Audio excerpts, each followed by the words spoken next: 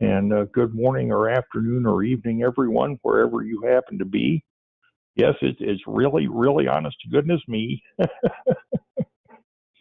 I told you guys when we last got together that I would never abandon the online study group or the Tao teachings. And that's the truth. And although today's a short meeting, Derek was good enough to allow me 30 minutes to speak in here, and I was very grateful for that opportunity. I truly appreciate it. Thank you much. It is time to begin. Once again, here we are in December. Time for Christmas. There we go. Get my technology to cooperate. Every year. Every year. And the older I get, the worse this becomes, I have to confess. I think to myself, here we go, long about Halloween, I begin to prepare myself for the endurance event that is surviving Thanksgiving and Christmas. There are times when families get together, usually funerals, weddings, sometimes Easter, and always Christmas. And those times when the extended family all gets together for whatever reason, there seems always to be the friction and the contention and the competition. I had an aunt and my grandmother on my dad's side who did not speak to each other for over 20 years over a pan of homemade biscuits. Things like that. It is wonderful occurrences of that general nature that make me dread the holidays very frequently. And then there's the crowds and the traffic and the shopping malls and the porch pirates trying to swipe your goodies and all of that sort of stuff. And you find very typically that the holiday season becomes a tremendous opportunity for more stress and anxiety than a visit to the dentist. In fact, I've had my teeth extracted, and I think that was more fun than some Christmases I've gone through. And then on top of that, as you're shopping for your beloveds, you're standing there in the checkout line with 600 other people, and you're wondering, gee, did I get the right size? Is this the right color? Is it the right type? Are they going to like it?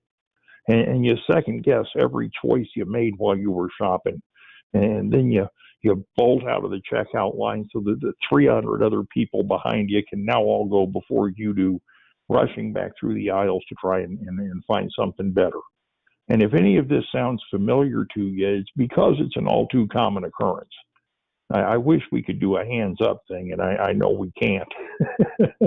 But if you're sitting in your chair wherever you are, laughing yourself silly over what I've just intimated, then you're familiar with Christmas in America. And if this is an annual event in your home, then I suffer with you.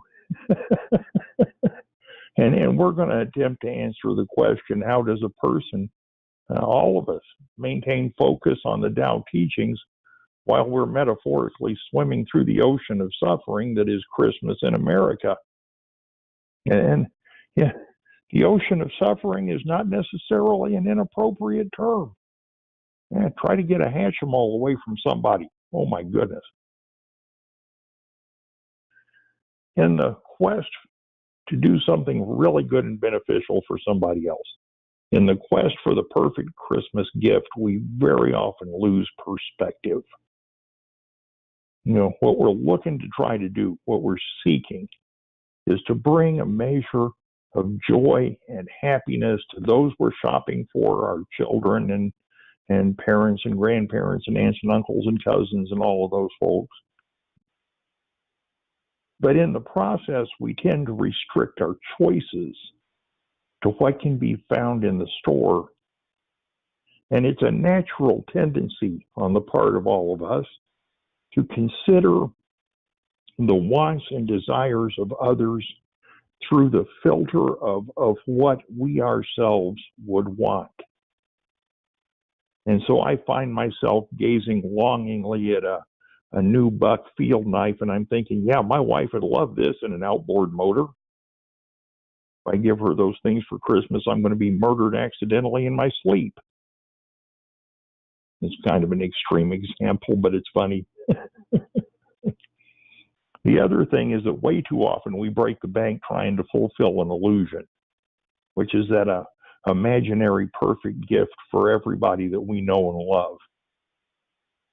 For some reason, the rules of moderation and common sense go out the window during this joyful holiday season. So is it any wonder that we all wind up stressed to the absolute max during the holidays? You know, as cultivators of the Tao teachings, we're supposed to know better. And I have to confess, there have been years where I very clearly did not. Pardon. For quite some time, several years now, I've altered my perspective on the holidays because I can't tolerate the stress anymore. The crowds just bother me something fierce. The rudeness and the pushing and shoving and all of the antisocial behavior that occurs while, you know, a million people are all trying to find the same thing in the same mall at the same time. Just really makes it difficult for me to be there. And the other thing that's had a very profound impact on my perception of the holidays is my mother. Now, my mom is 84 years old, and you know, she doesn't get around quite like she used to, obviously. Neither one of us does, for that matter. But she is the sweetest, kindest, most wonderful woman you ever wanted to meet. And over the last few years, particularly since my dad passed, she's had to change the way that she does Christmas because she just plain can't get around, even with assistance. And like me, being stuck in a shopping mall with the milling throngs of people trying to get through the stores just is not good for her. And, you know, by the time you're 84, 85 years old, you don't need to be out, you know, trying to wrestle somebody over a gift item in a store. It's just ridiculous. And so she doesn't do that anymore. And she doesn't really put a lot of value on Christmas presents, as it were. She's not really interested in piles of goodies under her Christmas tree. She knows she's 84 years old. She's in the process of giving us remaining children all of the stuff that we gave her back,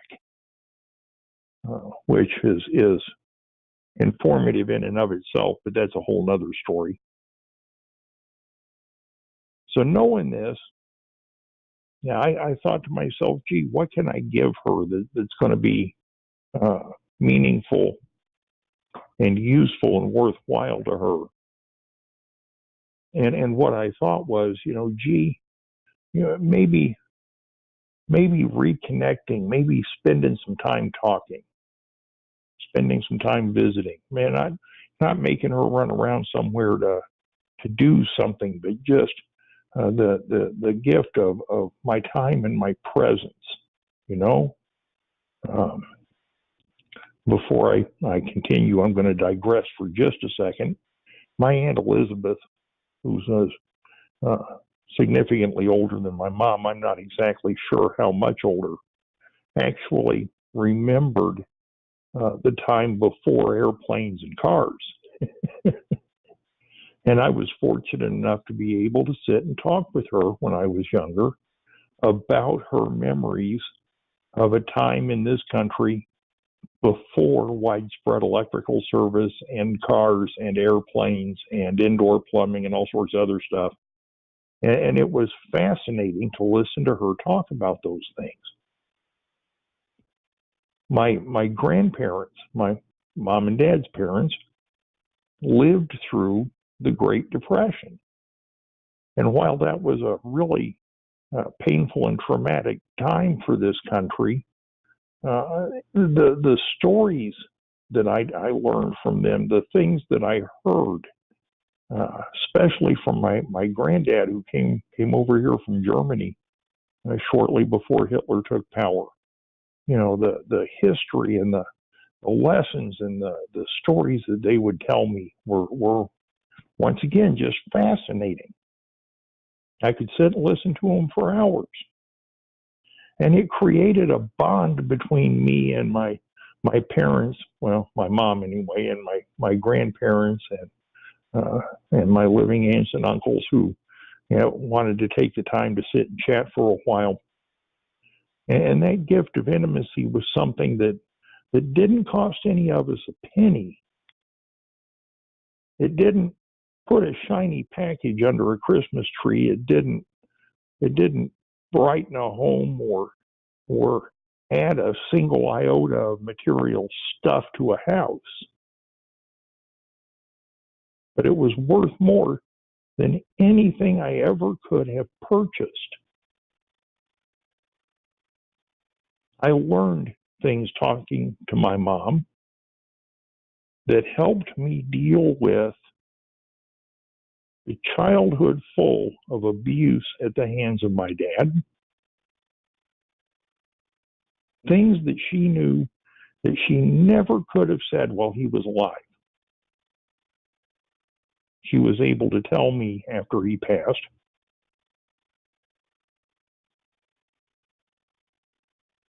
And that was remarkably poignant and touching to me.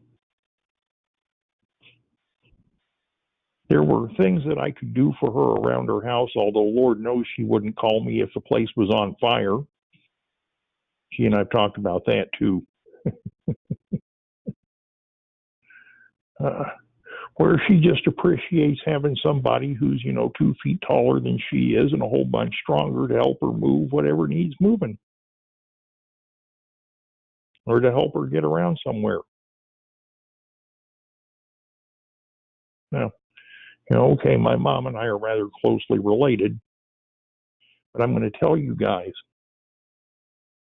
there are a lot of people out there that we all know who might appreciate the opportunity to just sit down and tell their story and to have another interested person listen to it. That is a gift that we so often underestimate and so infrequently give, that when we do it, people find it to be remarkably profound and tremendously enriching. The gift of giving is something we are supposed to learn as we cultivate these teachings. And every December the 25th or so, we tend to forget how important that lesson is. No matter what our circumstances are in this life, no matter how much money we have or don't have, no matter what our social position is, no matter how many children we have, what's going on in our lives, how high or low on the wheel of karma we are, we all have something to give someone else.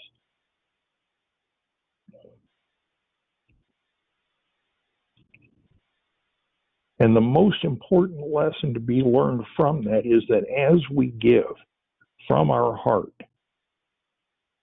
without attachments and strings and restrictions and conditions, as we give, we receive. This is the miracle of the gift of giving, is that it's transformative, not only for the receiver, but for the giver. And done properly, that kind of giving near instantaneously relieves the stress and anxiety and unleashes the joy in the lives of the people around us. It is astounding the way my mother's face lights up when I just sit there and listen to her. When she understands that by helping me understand that she's helped me make some progress in my life. The lesson of giving is probably the most important lesson that we can learn. And the lesson of giving is married to the teachings of gratitude. Because giving without attachment and receiving with gratitude are the keys to a joyous life.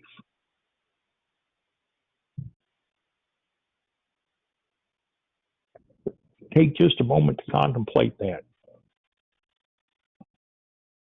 Because whether the giving includes any tangible assets or not is irrelevant. It's the condition of the heart that gives that matters. You know, the gifts from the store are kind of fun. They're shiny and new, and we didn't have one of those before, or who knows, maybe we had 3 of them. But they're stuff. Sooner or later, they're going to break. Sooner or later, they're going to be gone. The gifts from the heart endure. This lesson is so important that the entirety of the Gospels of the New Testament can be wrapped up in one sentence from John 3:16. For God so loved the world that he gave his only begotten Son. The operative phrase there is, he gave. For those of you who follow a Judeo-Christian tradition, you know exactly where this is. Matthew and Luke begin with the story of the Nativity. But John explains why.